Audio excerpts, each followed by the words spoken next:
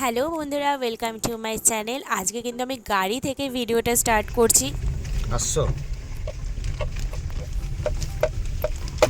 আজকের destination Rohtang pass. কেন Solang valley তো বলতে হবে, সোলাং ভ্যালি আছে। হ্যাঁ, সোলাং ভ্যালি, বাট মেন হচ্ছে রোটাং পাস। আমাকে দেখা যাচ্ছে আদৌ? হ্যাঁ হ্যাঁ, ঠিক আছে। আর এই রোডটা দেখো, মানে রোড দেখবো না প্রাকৃতিক দৃশ্য দেখবো, মানে সব দিক থেকে মানে এ ক্লাস যাকে বলে। ভীষণ সুন্দর লাগছিল দেখতে। আর সামনে বসে এই ভিউটা যদি পাওয়া যায় গাড়িতে, তাহলে আর কিচ্ছু যেন লাগে না। আর তার সঙ্গে চলবে হালকা মিউজিক।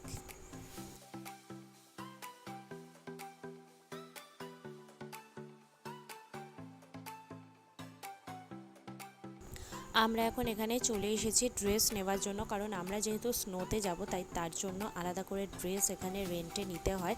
গ্লাভস, মোজা সমস্ত কিছুই নিতে হবে। তো এখন ট্রাই করে দেখা হচ্ছে কোন ড্রেসটা আমাদের জন্য সাইজে হবে। ড্রেস নিয়ে আমরা অলরেডি বেরিয়ে পড়েছি।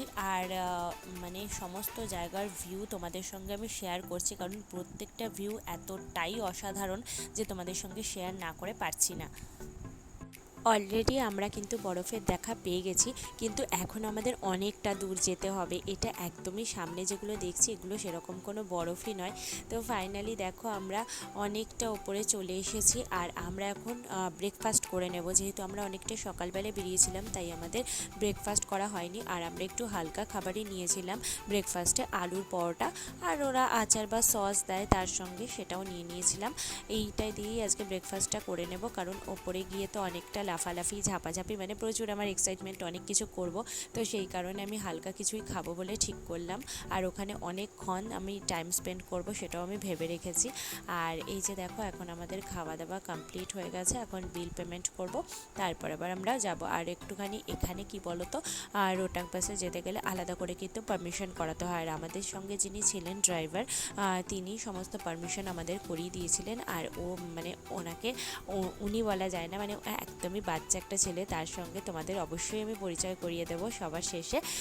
তো তার জন্য ভিডিওটা কিন্তু প্রথম থেকে শেষ অবধি তোমাদের সমস্ত এপিসোডগুলো বা পর্বগুলো দেখতে হবে। আমি প্রত্যেকটা জায়গা কিন্তু অল্প অল্প করে ভাগ করে করে দিচ্ছি, কারণ একসাথে যদি সমস্ত কিছু দিই তাহলে অনেকটা বড় হয়ে যাবে ভিডিওটা।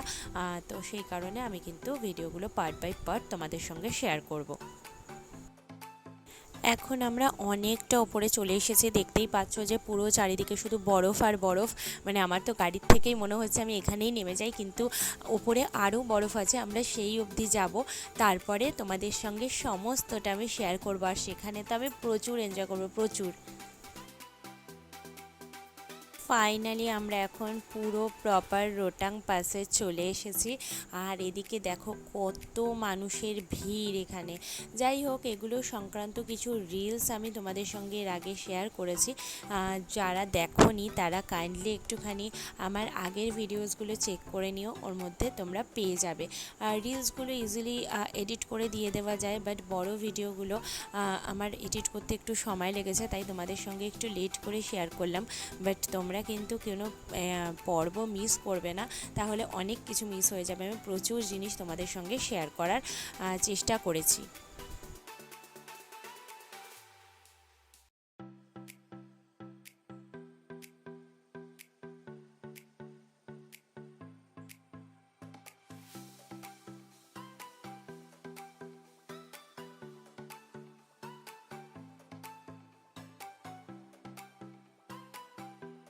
বরফে অনেকক্ষণ ধরে লাফালাফি ঝাপাঝাপি করার পর এখন আমাদের ফেরত আসার পালা। মানে আমরা এখন গাড়ি খুঁজছি, আর এখানে যেহেতু নেটওয়ার্ক থাকে না একদমই ফোনের, তো আমরা খুঁজে পাচ্ছি না যে কোথায় আমাদের গাড়ি দাঁড়িয়ে রয়েছে। বরফে আমরা এনজয় করতে এতটাই ব্যস্ত ছিলাম যে অতটা ভিডিও করতে পারিনি। তবে হ্যাঁ, ওখানে বিশ্বাস করো ওপরে গিয়ে না অতটা ঠান্ডা লাগছিল না। আমাদের নিজস্ব যে শীতের জামাকাপড়গুলো ছিল সেগুলো তো লাগেইনি, তাছাড়া যেগুলো রেন্টে নিয়ে এসেছিলাম সেগুলোও আমাদের লাস্টে খুলে ফেলতে হয়েছিল, ভীষণ গরম লাগছিল। তবে হ্যাঁ, একটা প্লাস পয়েন্ট ছিল, রেন্টের জামাকাপড়গুলো পরে বরফে যতই যা করো না কেন গায়ে কোনো জল লাগে না, মানে ভিজে যাবে না জামাকাপড়গুলো। কিন্তু লাস্টের দিকে আমরা একটুখানি ওগুলো খুলে মানে চেঞ্জ করে নিয়ে তারপরে আমরা ফটোশ্যুট করেছিলাম কিছু। তো ফাইনালি এখন আমরা লাঞ্চের জন্য চলে এসেছি এখানে। আর এখানে না খুব একটা বেশি দোকানপাট নেই, মানে হোটেল নেই, ওই একটা দুটো রয়েছে, তার মধ্যেই তোমাকে চুজ করে নিতে হবে। তো আমরা ফাইনালি এখানে থালি অর্ডার করেছিলাম, থালিতে অনেক কিছুই ছিল, আর ওদিকে রুটি অর্ডার করা হয়েছিল।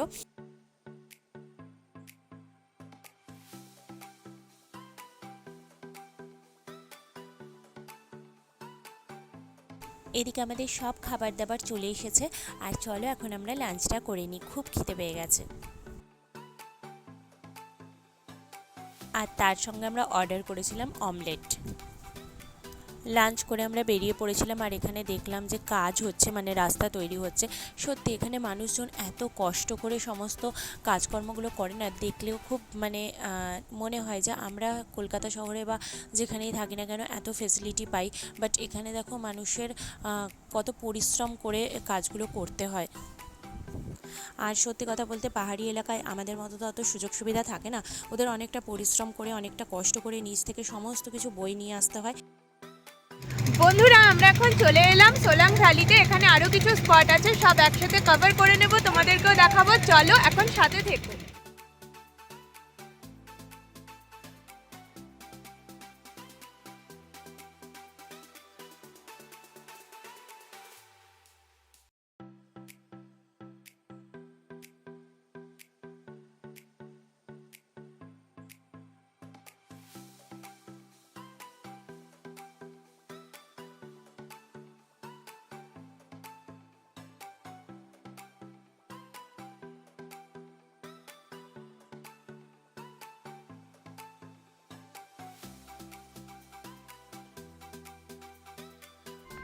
আমরা এখন রোপওয়েতে উঠে গেছি, আর এখানে রোপওয়েতে হচ্ছে 750 টাকা করে পার হেড। তোমরা এখান থেকে নিচে কাউন্টার আছে, টিকিট কেটে এখানে উঠতে পারো, আর খুব সুন্দর ভিউ দেখা যায়। আশা করছি তোমাদের পুরো ভিউটা কভার করে দেখাতে পারবো, চেষ্টা করছি, তো প্লিজ সাথে থেকো। নিচে যেটা ঘুরছে এরকম ঘুরবে। শীতকাল মানে ওই জানুয়ারি মাস হলে পুরো বরফে মরা থাকে, পুরো বরফ। ঘোড়ারা এসেছিল, পুরো বরফে ছিল জায়গা।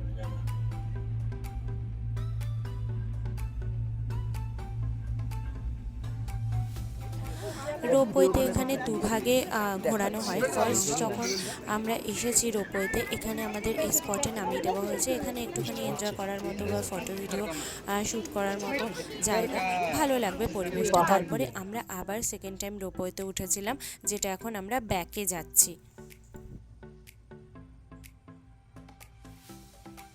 ভিউটা কিন্তু সত্যি দেখার মতো। এটা রাস্তা থেকে ভিউটা নেওয়া যায় ঠিকই, কিন্তু ওপর থেকে যখন আমরা দেখছি না, সেই ভিউটা কিন্তু অসাধারণ লাগছে, পুরো জায়গাটা দেখা যাচ্ছে। তোমাদের সঙ্গে আমি যতটা পারলাম শেয়ার করার চেষ্টা করেছি, আর যেহেতু কাচের ভেতর দিয়ে আমি ভিডিওটা করেছি তাই অতটা হয়তো তোমরা ক্লিয়ার করে বুঝতে পারছো না, বাট সত্যি কথা বলতে ভিউটা অসাধারণ লেগেছে আমার।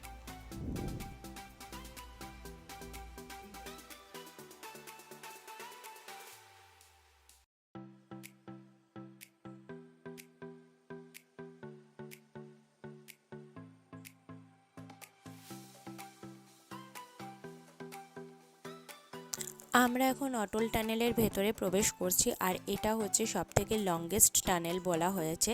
তো যাই হোক, আমাদের ভেতরে ঢুকে কিন্তু ভীষণ ভালো লেগেছে আর খুব এনজয় করেছি, মানে এতটা লং ছিল টানেলটা বলার নয়।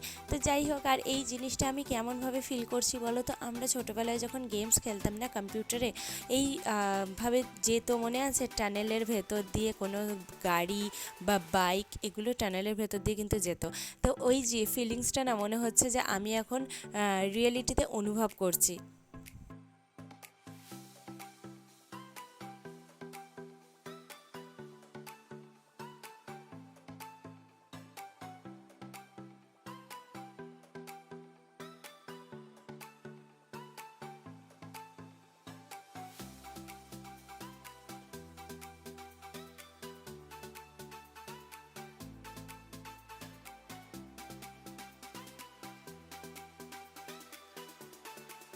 অটল টানেল থেকে বেরিয়ে আমরা এখন এখানে এসেছি। এখানে জেনারেলি সবাই ম্যাগি খেতে আসে, এখানকার ম্যাগিটা নাকি খুব ভালো, তাই ভাবলাম যে ট্রাই করে দেখব। তো একটু হালকা করে চা আর ম্যাগি এই দুটো জিনিস নিয়ে নিয়েছিলাম, আর ঠান্ডায় গরম গরম চা ম্যাগি এগুলো খেতে কিন্তু ভীষণ ভালো লাগে।